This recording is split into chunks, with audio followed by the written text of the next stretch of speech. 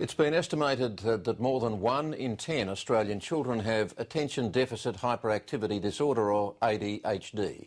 The use of drugs to treat symptoms of the disorder has always been controversial, with around 20% of diagnosed children using medication to overcome problems with disruptive behaviour, concentration and learning.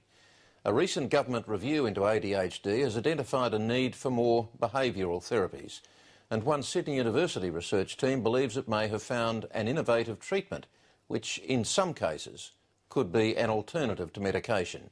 Rebecca Bailey reports.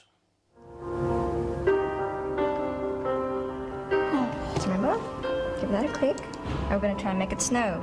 It may look like Nicholas Tragotsalos is enjoying some downtime, but this 6-year-old is helping researchers develop groundbreaking non-drug therapy for ADHD. Most children are interested in computer games, so it's a great way to get them to focus. Would you like to place the name underneath the shape for us? Nicholas Tragotsalos has not always been this confident. Not long after he started school, he began having problems both at home and in the classroom. Is Nicholas right? Yes. Fantastic. Good boy. He started acting out a little, very fidgety and easily distracted, so he was trying to mask that he couldn't do the task by playing up a little. I've been crying a lot. Why were you crying? Because I was saying I can't do it over and over again. Can you name that shape for me? His teacher suspected Nicholas Tragotsalos had a learning difficulty and suggested he see a specialist. The paediatrician indicated that he had the characteristics of attention deficit disorder. How many red fish are there? Don't be silly. Come on, concentrate. I didn't want to believe that that was the diagnosis, but I came to accept it because he needed the help, and I was really concerned that emotionally it was affecting him. Professor Philip Mitchell was the chairman of a recent review into ADHD by the New South Wales Health Department. This is actually a very common problem. We think of this as a slow development of brain functioning, so that there's a developmental delay in the brain of these children. Most kids grow out of it as they get older. He says approximately 1 in 5 Australian children with ADHD are being prescribed stimulant medication, and that the New South Wales review exposed a real need for more behavioural therapies.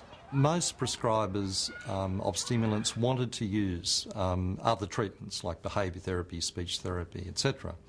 But what the survey and the audit both identified was difficulty in accessing such services. I've just been going over the basic raw stats. Yeah. Psychologist Andrew Campbell and PhD student Krestina Amon urge more non-drug treatments are needed. They're researching the benefits of a computer game which teaches children the tools to relax. Children are very receptive to new technology. I wanted to find something that would engage them for long periods of time to change their behaviour.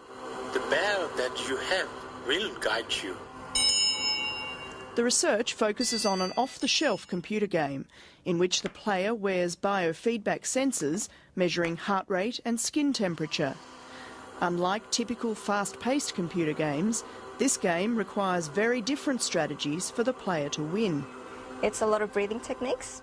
So instead of trying to raise their heart rates by doing shooting games or racing games, they would use their breathing and a lot of mind power to control what they see on the screen. It helps you relax and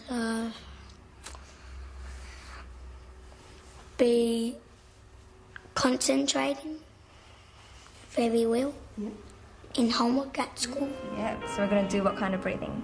Slow. Good boy.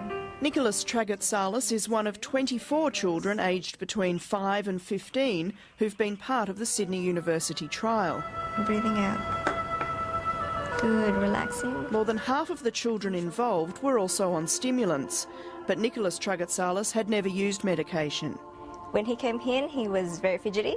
He would sort of swing on his chair, look around the room. Whenever it came up to an activity where he couldn't pass it, he'd get quite teary. And as we went through, he became a lot calmer. No tears by halfway through, and just a lot more self-confidence. When they first came in, the difficulties were definite.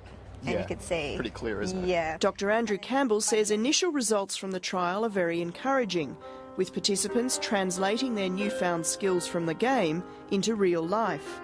Improved mood at home, in the school, more attention, better sleeping, better eating.